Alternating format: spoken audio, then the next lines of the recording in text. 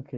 Buenas tardes, nosotros somos el grupo 7 y vamos a hablar sobre el documental Paletas, el pintor y su obra. Mi nombre es Gerson Rodríguez.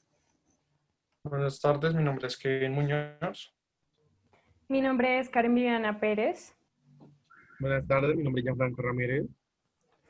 Y bueno, para comenzar me gustaría resaltar dos cosas que me parecieron muy importantes en el documental, que eran como tal, cómo estas personas del Paleolítico se adaptaban a su entorno para como tal crear esas pinturas, o sea, cómo utilizaban el espacio, incluso hasta el propio sonido para generar un ambiente muy propicial para el arte. Y de la otra cosa que quería hablar también era de el arte y la magia, que esto surge a partir de un concepto que se genera en un libro que se llama La Rama Dorada, en el cual el autor es James George Fraser, y básicamente surge a partir de lo que vendría a ser el concepto de magia simpática, que se basa en que lo similar produce lo similar y aquellas cosas que han estado en contacto siempre permanecen en contacto. Entonces, digamos, esto se veía muy reflejado en la parte de que cuando ellos tenían las pinturas, o sea, a partir de esa perspectiva, decían que lo hacían como para sentirse más fuertes o para generar mayor casa y estas cosas. A mí lo que más me pareció interesante del video es como nos damos cuenta que pues ya el hombre de Cromañón no, o sea, no pintaba o no hace no hace esos dibujos por simplemente que se veían bonitos. O sea, había un significado. Cómo podemos pues, deducir esto? Vemos que él quiso mejorar la técnica para hacer mejores pinturas, como si dándole una importancia más allá de que se ve bonito. Comenzaron a usar herramientas más sofisticadas, crearon pinceles, crearon herramientas para hacer puntos, para hacer patrones, o sea, querían a esos dibujos, no solamente como que querían plasmar la imagen, no sé, de un animal, sino del propio ente, o sea, todas las propiedades como el movimiento o la textura que pues tiene ese animal. Y algo que me pareció como bastante interesante también, fue que en clase nosotros como que queríamos darle ese sentido de por qué dibujaban por qué hacían las pinturas entre las cuevas, cuál era la razón de las pinturas rupestres.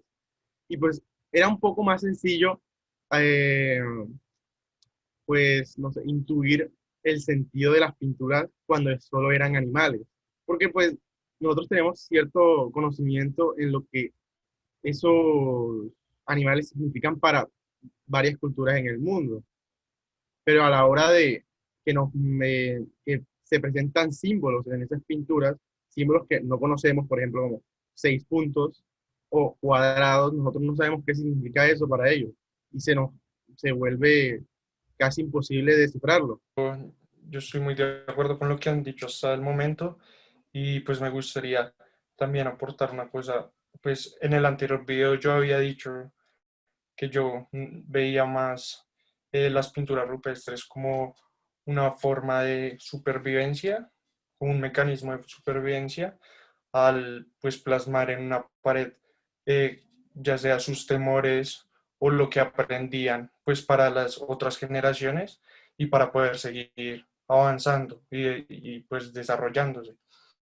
Y pues gracias a este video, o sea, volví a confirmar porque en el anterior video pues no estaba tan seguro si ya más por el tema artístico o por el que yo creía que era de supervivencia. Y pues ahorita lo pude confirmar más y estoy muy de acuerdo con una parte que dijo Gerson, la cual él decía que muchas veces también se hacían esas pinturas también como para exaltar como sus triunfos o sus logros o lo que podían hacer, porque claramente para una comunidad esto es muy importante porque cada vez se pueden ir superando y esto les hace hacer como eh, los hace recordar todo lo que hayan podido hacer.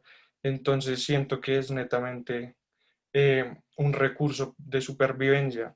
Adicionalmente, pues en la última clase hablamos de la importancia de, de pues este tipo de pinturas y y el profe había mencionado algo muy importante que él había escuchado, que en otros grupos habían dicho que pues hay gente que, no, que se le hace muy exagerado, que pues lo cuiden tanto. Pero pues para esto quería adicionar que vi un CBU antes que se llama Arte y Ciencia y como que lo pude recordar mucho por el análisis que se hacía en este video, donde pues se habla mucho del patrimonio y pues la innovación. Entonces pues les quería recomendar un libro que leí en ese CBU, el cual habla sobre estas problemáticas que ahora estamos teniendo, porque sabemos que eh, ese tipo de pinturas nos brindan mucha información, pero muchas veces se está perdiendo. Entonces, como que en este libro explican mucho esas problemáticas que se veían, que muchas veces los rastros ya estaban como borrados y de cómo se podía recuperar, porque hay formas de recuperarlo para que el conocimiento siga. Entonces se me hizo muy interesante y me fui más por ese lado de, de mezclarlo también con la ciencia y de seguir creyendo que sus dibujos eran netamente para un recurso para sobrevivir. Yo viendo este documental me quedaron ciertas incertidumbres, ciertas preguntas. Entonces, por ejemplo, me preguntaba cómo era que los clanes o los grupos de cromañones que hablaba el autor, como que se dibujaban o ponían esos símbolos diciendo, yo, bueno, yo soy el uro, yo soy este caballo.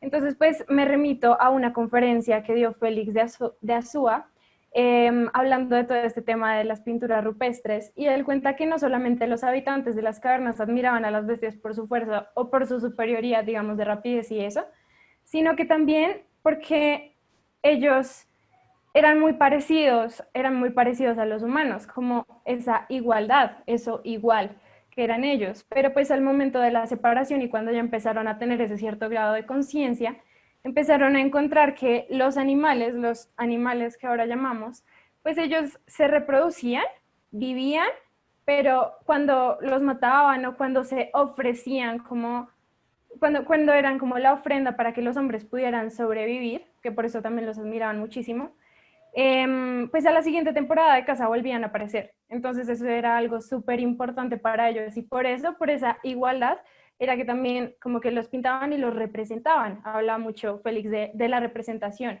que es como volver a presentar lo que está allá afuera, darle su lugar a lo que está allá afuera, intervenirlo, pero todavía tener en cuenta ese respeto que se tiene que dar como a la igualdad. ¿Cuándo se rompe esa igualdad? Cuando ellos se empiezan a dar cuenta, como les dije, que los animales mueren, pero a la temporada de caza aparecen iguales, y son iguales, y su reproducción y su constante descendencia es igual. En cambio, ellos debían hacer una negociación con esa naturaleza para que pudieran como ser inmortales después de la muerte. Entonces, por eso es que empiezan a estar todos estos rituales, empieza a aparecer el chamanismo, empiezan a aparecer todas las todos los símbolos y todos los rituales a raíz de estas pinturas, porque de las pinturas y del arte es que salen todos los rituales. Ahora, Kevin, tú dijiste una cosa y es que las pinturas rupestres eran solamente por supervivencia. En un principio podía ser así, en un principio podía ser que ellos solamente como plasmaran y reprodujeran, representaran esa naturaleza que está allá afuera como para entenderla y como para poder trascender. Pero también nosotros debemos considerar una cosa que Félix toma muy en cuenta y es el tema del tiempo. Porque el sílex, por ejemplo, hace parte de la historia y hace parte de la técnica y es un documento. Un documento porque sabemos de dónde vino y sabemos que se quedó allá en el pasado.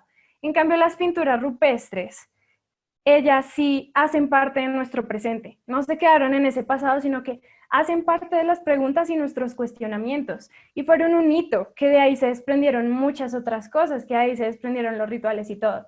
Entonces él hace esta diferenciación y dice que al fin y al cabo las pinturas rupestres resultan siendo arte por ese presente y por esa inmortalidad que tienen las pinturas, que pues va muy conectado con el tema de los hombres de Cro-Magnon y que su inmortalidad, la inmortalidad que querían conseguir.